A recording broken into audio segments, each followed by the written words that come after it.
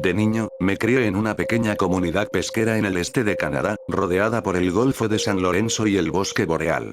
El terreno abarcaba casi 4.000 pies cuadrados, con un número aún menor de residentes dispersos a lo largo de la calle principal, la carretera que atravesaba nuestro pequeño pueblo, y casas de campo esparcidas entre zonas boscosas que se convirtieron en viviendas cuando la agricultura dejó de ser rentable. En total, nuestra comunidad está rodeada por una vasta extensión de océano y una aparentemente interminable maraña de árboles que se extiende por el 55% de todo Canadá. Pasé la mayor parte de mi vida cazando en esos bosques, así que pueden imaginar mi alegría cuando mis padres me regalaron un perro de casa. Sandy era un pastor de Shetland, y aunque su raza era más apta para pastorear y rastrear ovejas en llanuras cubiertas de hierba que conejos y ciervos en bosques densos, eso no me impedía llevarlo conmigo en todas las excursiones posibles. Sandy me había acompañado en tantas cacerías que se había acostumbrado a despertarse justo antes del amanecer, y en algunas ocasiones me ayudó a rastrear presas pequeñas como ardillas y conejos en zonas boscosas bastante extensas. Sandy no era de mi propiedad, ni lo trataba como si me perteneciera. Sandy era un miembro de la familia, mi mejor compañero y mi amigo más fiel. Recuerdo con cariño todas las veces que se sentaba en el asiento delantero de la camioneta sin que se lo pidiera, listo para dar un paseo por cualquier rincón del bosque al que lo llevara. Sinceramente, puedo decir que jamás habrá un perro que llene el vacío que Sandy dejó en mi vida. Creo que los amantes de los perros se identifican con este sentimiento más que nadie. Era el 30 de octubre, el primer día de la temporada de caza de venados. Había estado hablando con mi familia sobre llevar a Sandy, mi equipo de caza y algunas cosas esenciales a una de las cabañas que mi abuelo tuvo en su juventud, ubicada en un camino sin señalizar a cientos de kilómetros de la civilización, para pasar unos días. Esto provocó muchas protestas, pero nada podía impedirme pasar un tiempo buscando animales salvajes en una zona que no hubiera sido arrasada por cazadores furtivos a principios de mes. Todo estaba cargado en el viejo Ford azul, incluyendo a Sandy, y unas horas de viaje después, estábamos montando el campamento en una de las cabañas antiguas y aisladas de mi abuelo. Aquí es donde las cosas se complicaron. Sandy, lo siento muchísimo. Había pasado la mayor parte de mi vida en la naturaleza. Solo en contadas ocasiones las cosas se habían puesto raras, pero normalmente todo tiene una explicación científica. Por eso, las primeras noches no le di importancia a la extraña conducta de Sandy, atribuyéndola al nerviosismo propio de un perro capaz de oír los lejanos aullidos de coyotes, lobos, osos y alces. Claro que era territorio virgen, además, la fauna salvaje había tenido tiempo de sobra para asentarse allí. La primera noche fue bastante normal. Había preparado la cama de Sandy en un rincón de la sala, junto al televisor que parecía de principios de los 90. Pensé en darle a Sandy la opción de tener un lugar donde recostarse un rato, a pesar de que dormía acurrucado conmigo 9 de cada 10 veces. Cerca de las 10 de la noche, Sandy miró fijamente la puerta de madera y gimió. Supuse que necesitaba orinar y abrí la puerta para que saliera, sin preocuparme de que mi mejor amigo se alejara demasiado de mí. En cambio, se sentó justo dentro de la puerta, mirando hacia el borde del bosque, más allá del sendero. Yo también me quedé mirando unos minutos antes de decidir que simplemente había oído a algún animalito extraviado cerca de la cabaña. El resto de la noche fue bastante normal, y Sandy durmió bien conmigo. La segunda noche, atribuí su rareza al estrés. Más temprano ese día, habíamos estado caminando unos kilómetros por el bosque más allá de la casa, y me pareció oír el crujido de ramas bajo algo pesado. Esperaba que no fuera un alce, porque mi escopeta no habría tenido ninguna oportunidad, pero algo cambió en Sandy a lo que no presté mucha atención en ese momento.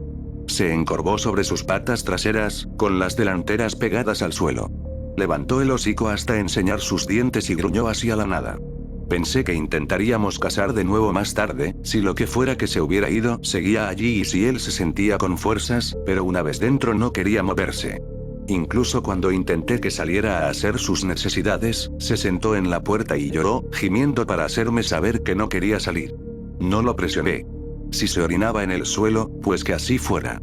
Sandy nunca se había portado mal antes. Podría perdonarle un par de accidentes si de verdad no quería estar ahí fuera. Debió de ser un oso, pensé, antes de cerrar la puerta con llave y dar por terminada la noche. La tercera noche fue cuando todo se fue al traste, y todavía no entiendo del todo lo que pasó. Sandy no comió nada en todo el día. Logré cazar un conejo temprano por la mañana, justo cuando Sandy decidió que no quería estar afuera más tiempo del necesario y se metió en casa. Lo cociné, le eché un poco de salsa y se lo di a mi perro. No solía hacerlo, pero pensé que esta vez era una ocasión especial y que tal vez una golosina lo animaría para otro paseo al día siguiente. Sandy no lo tocó. Ni siquiera lo olfateó. En cambio, se sentó a mi lado en el sofá, mirando fijamente la puerta. Lo acuné bajo uno de mis brazos y apoyó la cabeza en mi regazo, con la mirada aún fija en aquella puerta. Tras casi 3 horas viendo cintas VHS borrosas en un televisor antiguo, Sandy rompió a llorar, abrazándose a mí. Fue entonces cuando mi juicio me llevó por el camino equivocado por primera vez, de muchas. Puede sonar tonto, ser el protector de mi perro en lugar de que mi perro me proteja a mí, pero esta era mi familia. Pensé que si había algo ahí fuera que asustaba tanto a Sandy, entonces era mi deber hacer algo al respecto. Cargué mi escopeta calibre 410, abrí la puerta, me quedé en el umbral y esperé. Debí esperar al menos media hora, mirando al vacío. Apenas se oía nada, salvo el leve zumbido de los insectos y el susurro de las hojas con el frío viento otoñal. Los alces no son criaturas elegantes, y si hubiera sido un alce, lo habría oído venir. Alrededor de los 40 minutos, Sandy salió disparado como un rayo, adentrándose en la oscuridad de los árboles más allá del sendero, ladrando salvajemente. Empecé a preocuparme, a pesar de saber que mi perro no estaba completamente indefenso en la naturaleza. Todavía había animales más grandes que podrían haberle dado un mordisco si no hubiera habido suficiente comida para el invierno. Oí cómo el ladrido de Sandy se desvanecía en la distancia, y luego cesaba por completo. Esperé horas parado en la puerta con mi escopeta amartillada, lista para abatir lo que fuera que me acechaba en el bosque. Esperé horas a que Sandy volviera a casa. Esperé hasta que el sol se abriera paso entre los árboles, y luego esperé hasta esa noche, sentado en el escalón del porche, fingiendo falta de sueño para ver regresar a mi perro. Sandy sí regresó, pero no hasta 3 días después. La niebla se había instalado en ese momento y oscurecía cada vez más. La noche teñía el cielo de un azul marino. El rastreo de los últimos días había sido inútil, y empecé a preocuparme de tener que irme a buscar más provisiones para las próximas noches. No podía dejar a Sandy allí arriba, perdido en el bosque, con frío y probablemente hambriento. La idea de que pudiera estar esperándome para que lo encontrara y lo trajera de vuelta a casa ya era bastante angustiante. Estaba preparando la mochila que colgaba del perchero junto a la puerta con lo necesario para la excursión del día siguiente. Pensé que mañana sería el último día antes de ir al pueblo a ver si mi padre me ayudaba a encontrar a Sandy. Era un hombre jubilado, de cabello canoso, pero estaba seguro de que si mencionaba el nombre de Sandy, estaría más que dispuesto a ayudarme a buscarlo. Por suerte, Sandy regresó antes de que terminara de pensar en ello. Lo vi desde la ventana, en el sendero que bajaba a la carretera principal, a unas decenas de metros de la casa. Normalmente lo oiría corretear hacia la puerta y arañarla un par de veces, ansioso por entrar, pero esta vez era diferente. Pude ver el reflejo de sus ojos como perlas verdes en la niebla turbia que había inundado la zona. Por un momento pensé que podría ser un animal salvaje, pero el contorno de su cuerpo entre las tenues nubes bajas era inconfundible. Aún así, a pesar de mí mismo, dudé. Había algo diferente en su lenguaje corporal. Miré por la ventana unos instantes más antes de que la razón venciera a mi instinto. Sandy podría estar herido, pensé, o peor. Abrí la puerta de golpe, pero no entró enseguida. En vez de eso, se quedó allí, mirándome fijamente, y como no se movía, le silbé. «Ven, Sandy», le dije, animándolo a que viniera hacia la cabaña. «Ven, muchacho». Su forma de moverse era diferente. Era como si tuviera las caderas dislocadas, y el ángulo de sus patas cambiaba de dirección con cada paso, como si hubiera olvidado cómo caminar correctamente. Tenía la cabeza gacha, pero no mostraba los dientes. No parecía agresivo. La única forma de describir su mirada era tímida, como si se hubiera metido en un lío y yo lo hubiera regañado por ello. Pensé que podría lastimarse al subir al escalón si se había dislocado la cadera, pero lo hizo perfectamente. Curiosamente, la parte trasera se le balanceó un poco y casi se le doblaron las patas, pero no se desplomó. Se quedó sentado en el escalón sin apartar la mirada de mí. No se movió hasta que me aparté completamente de la puerta, la abrí de par en par y esperé a que entrara. Fue directo a su cama. No se detuvo junto a mi mano para olfatearme. No esperó a que lo acariciara ni saltó sobre mí como solía hacer. Fue directo a su cama, donde se sentó, y me observó durante un buen rato. Regresé a la película que estaba viendo. Lo llamé varias veces, pero no respondió. Ni siquiera levantó las orejas al oír mi voz, ni al sentir la palmada de mi mano en el sofá desgastado a mi lado. Había extrañado a mi amigo, pero no iba a forzarlo a acercarse. Había algo en él que me decía que no debería haberlo dejado entrar, pero lo atribuía a una tontería mía, y unas horas después me fui a la cama.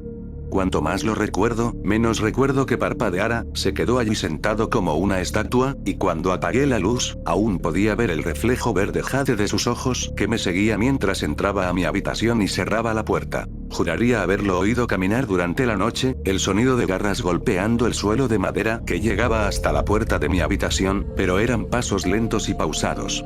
No eran como la rapidez habitual con la que Sandy se daba cuenta de que me había acostado y venía a acurrucarse conmigo. Oí que los ruidos cesaron fuera de mi habitación, pero no oí su quejido. No le di importancia, y me quedé profundamente dormido. Cuando me desperté por la mañana, pensé que todo había sido un sueño. Sandy seguía sentado en la misma posición en la que lo dejé al acostarme.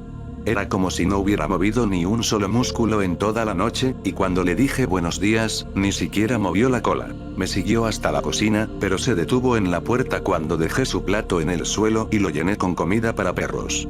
Una vez más, su parte trasera se movió de forma extraña mientras se acercaba lentamente. Tenía la persistente sensación de que algo no cuadraba en su aspecto ese día, era como si hubiera crecido un poco de la noche a la mañana. Sandy se encorvó de nuevo, como la noche anterior cuando se dirigía a la puerta. No entró en la cocina. Supuse que debía de tener hambre después de haber estado tanto tiempo a la intemperie, pero me miró como si esperara que me acercara más a él, en lugar de ir hacia la comida. Sobra decir que, tras unos instantes de miradas fijas entre mi perro, que no parpadeaba, y yo, dejé de lado los temores e intenté salir de la cocina, llamándolo por su nombre en voz alta. Ni siquiera se inmutó. No quería acercarme a él, pero este era mi Sandy, y lo peor que había hecho en su vida era comerse moscas. Efectivamente, al pasar junto a él, se giró y su cuerpo se balanceó de forma antinatural, pero no se abalanzó sobre mí. Cuando salí a cazar ese día, no encontré nada. Las huellas de ciervo en el barro eran de hacía unos días y se habían perdido en los senderos del bosque. No oía ni insectos, ni pájaros, ni siquiera el aullido de un coyote lejano. Los únicos sonidos a kilómetros de distancia eran mi propia respiración y el crujir de las hojas bajo mis pies. Cuando empezó a anochecer, comencé a regresar, aunque debería haber recogido mis cosas y marcharme de inmediato. Justo detrás de un grupo de árboles, con la cabaña apenas visible más allá de la colina, descubrí la aterradora razón por la que los animales habían abandonado este lugar. Por lo general, cuando se producen muertes masivas de animales, significa que algo anda mal en la zona, y la fauna silvestre es lo suficientemente inteligente como para huir. Incluso los gatos están programados instintivamente para no beber agua cerca de donde se encuentra su alimento. Si ven un animal muerto cerca de un arroyo, piensan que el agua está contaminada y buscan otra fuente. Cientos de ardillas estaban destripadas y esparcidas por la hierba formando un círculo casi perfecto. La mayoría habían sido despellejadas vivas. Cuando me giré para vomitar, vi unas cuantas docenas más caídas boca abajo. No pude evitar vomitar repetidamente mientras intentaba rodear aquel círculo de pequeños órganos y cuerpos aplastados, no solo por la espantosa visión, sino por el olor nauseabundo. No sé cuánto tiempo llevaban allí, pero si me hubiera topado con esto antes, me habría marchado inmediatamente con Sandy. Poco a poco, los cuerpos dejaron de aparecer, pero a pocos metros de aquel infame lugar, encontré algo más grande. Un ciervo. Parecía como si alguien hubiera decidido despellejarlo vivo, desde el lomo hasta el cuello, y hubiera colgado un trozo de su piel en una rama como si la estuviera curtiendo. Olía a muerto desde hacía bastante tiempo, a pesar de que no había ni una sola mosca. Le habían cortado la cabeza limpiamente justo por encima de los hombros, y cuando me di cuenta de que le habían extraído todos los órganos, pasé de caminar a trotar descontroladamente. Por suerte, la cabaña no estaba muy lejos. Vomité una última vez, me limpié la boca con la manga, y al levantar la vista hacia la casa, vi a Sandy observándome desde la ventana. Intenté razonar conmigo mismo y convencerme de que el comportamiento extraño de Sandy se debía a un trauma. Sé que es una tontería pensarlo ahora, pero en aquel momento era la única explicación razonable que tenía para no perder la cordura. El hecho de que su cuerpo pareciera más largo simplemente podía ser una ilusión producto de mi ansiedad y la soledad.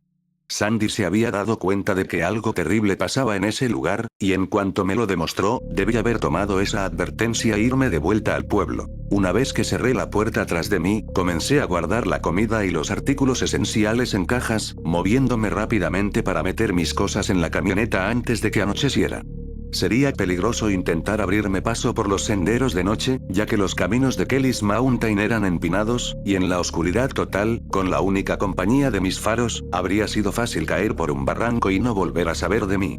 No quería quedarme una noche más, pero no tenía otra opción. Terminé de ordenar justo antes de que el sol se ocultara en el horizonte y el cielo se tiñera de nuevo de un azul marino. No le presté atención a Sandy. Él simplemente se sentó en su cama y me observó empacar. Al mirarlo por un instante, pensé fugazmente que me miraba aún más fija e intensamente que antes. Cuando me fui a la cama, me costó muchísimo conciliar el sueño. Debían ser cerca de las 4 o 5 de la mañana cuando lo escuché. El sonido de un silbido. El mismo silbido con el que yo solía llamar a mi perro. Me entró un sudor frío al darme cuenta de que quienquiera que hubiera matado a esas ardillas y despellejado a ese ciervo, bien podría haber entrado en mi casa. Por suerte, la puerta de mi habitación no hizo ruido al abrirla lentamente. Esperé un momento, escuchando cómo llamaban a mi perro durante unos segundos más, antes de atreverme a asomar la cabeza por el marco para ver bien qué o quién estaba ahí. La puerta exterior estaba abierta de par en par. Solo vi la parte trasera de Sandy, una figura demasiado larga y desgarbada, casi enroscada alrededor del marco de la puerta.